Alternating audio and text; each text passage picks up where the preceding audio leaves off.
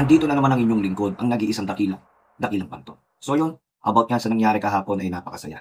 No? Trainers Day, congrats sa mga nagpanalo at congrats sa mga naghanda. Sa mga hindi naman pinalad, ayaan nyo po mga boss. May pagkakataon pa rin. Tayong pala rin. Iikot din ang roleta, mga bossing ko. Kaya congrats, syempre kay El Presidente. No? Mr. Kaintoy Mamukod. Congrats po, El Presidente at syempre kay Direktor, Boss Francisco. No? Sa lahat ng mga buo ng trainers, congrats po sa inyo.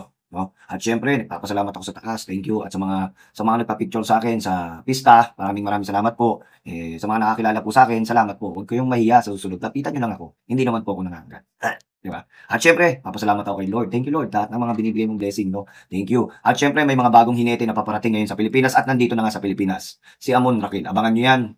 Malapit na rin sumakayan dito sa industriya ng karera. No? Madami pang hineting magsisiuwi yan ng Pinas, no? At syempre, papasalamat din ako kay Boss Joy, kay Madam Renzel, no? Ang RR Stable, si Pendong, Mr. Masipag, yan.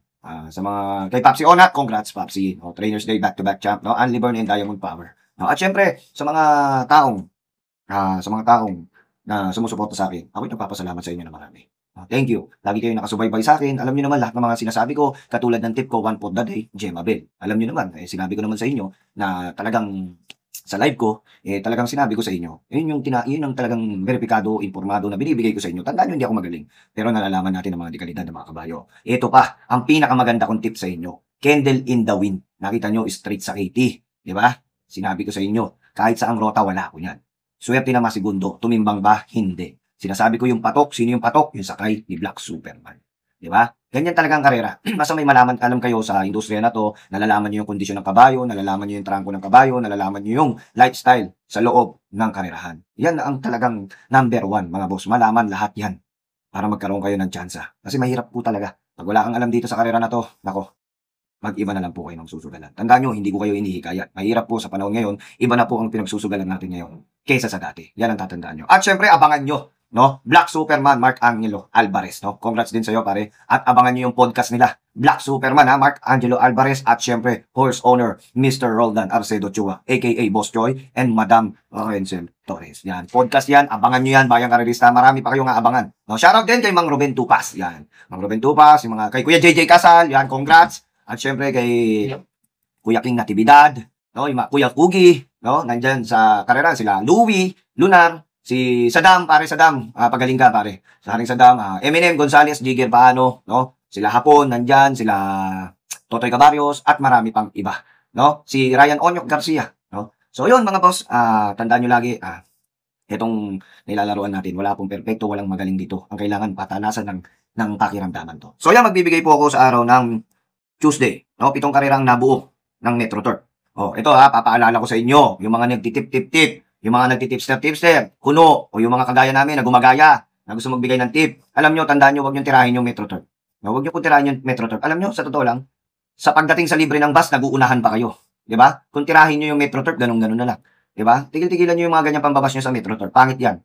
Pero kasi nakikita ko mapapahiya lang kayo kasi nakikita ko, pagdating ng libre ng bus, nag-uunahan pa kayo, nagpapalista. Diba? Nag-uunahan kayo sa libre. Pero kung makapag-post kayo, wag ganun mga boss, wag ganun. Tatandaan nyo kung tanggapin nyo resulta, kung ano mang resulta ng Metro Tour. No? Mabuhay ka, Attorney Narciso Morales, sa lahat ng mga bumubuo, kay Chairman Relly De Leon, sa lahat. No? Piracom, shoutout po, at syempre sa sa mga Metro Tour staff and management. Yan, shoutout po sa inyo. No? So yun, nakabuo nga sila ng 7 pakarera sa araw ng Tuesday. Tuesday, Martes, no? October 14, 2025. So, dumako na po tayo dito sa karerang ito. No? Dito sa karerang ito, race number 1. Itong karera na to lamang na lamang naman na. Nakikita ko na yung sobrang lamang dito sa karera nito. Wala naman akong nakikita.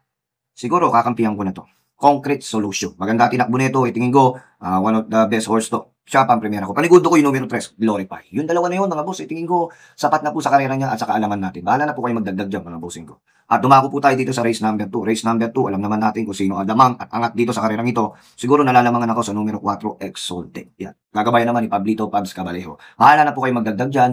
Pili po ko ng isa, numero 4, Exalted. No? Dumako tayo sa race number 3. Ito namang race number 3 na to. Rating based sa ligaping system mga bossing ko. No? 1400 meter race. Dito sa karerang ito, Tingin ko naman medyo nakakalamang at medyo may kaguluhan din 'to. Ang primera ko numero 2, French leather. Baka dito na ilabas 'to, dito na ipindutin 'tong kabayo na 'to kasi kating-kati na manalo 'to. Numero 2, French leather. At panigundo ko mga bossing ko sa karerang ito yung numero 8, fast sailing. Segundo na 'to at nakita ko na rin meron ibubuga 'to. Panersera ko diyan yung numero 5, Bonnie Avenue. Pero magulo yung karera na yan, mahirap magpanigurado, magdagdag na lang po kayo. 2-8-5 sa karerang yan. Dumako naman po tayo dito sa race number 4, rating based sa recapping system, 17 to 41 points. Dito sa karerang ito, no, ito nga yung sinasabi dito na no non-placer. Ika nga, sumagad na sa buto. Tingin ko dito sa karerang ito, dito ako kakampi. Numero 4, Princess Belle. Although may kalamangan si Princess Belle dito, pero hindi ko nakikita ang ganda ang kinikilos na ito. Pero na sobrang baba na sa labang ito. Numero 4, Princess Belle. Panigundo ko yung numero 3, Ring Abel. Yan. Puro may bell. Ang mga pili ko, bahala na po kayo magdagdag dyan kasi may kaguluhan yung lineup na yan. At dumako naman po tayo dito sa race number 5. Race number 5, rating based on recapping system, 42 to 56 points. Dito sa karerang ito, lamang na lamang naman po talaga sa totoong buhay. Tsaka wala naman po akong nakikitang iba. Yung numero 2, ito yung pinakapatok sa akin sa buong maghapon at magdamag. Siya yung pinaka nakakalamang dito sa karerang ito. Numero 2 ay under oath. Nagagabayan ng kaibigan natin na napakagaling, Jonathan Vasco Hernandez. Ito yung pinakapatok talaga dito. Sa totoong buhay, walang halong kemikal. Ito na yung talagang super patok, no, sa nakikita ko sa karerang to. Ay under oath. Alam niyo naman ba yung karerista? Kopya pa lang nakikita na natin kung sino yung mga nakakalamang na kabayo. Yan ang totoo dyan, mga boss. Dumako tayo sa penultimate race. 17 to 41 points. Handicapping system dito sa karerang ito. Naligaw na nga ang isang kabayo na pagmamay-ari ni Boss JC de Los Reyes. Doña Chicha, siguro susuluhin ko na to kasi sa sobrang baba na rin ang laban dito eh.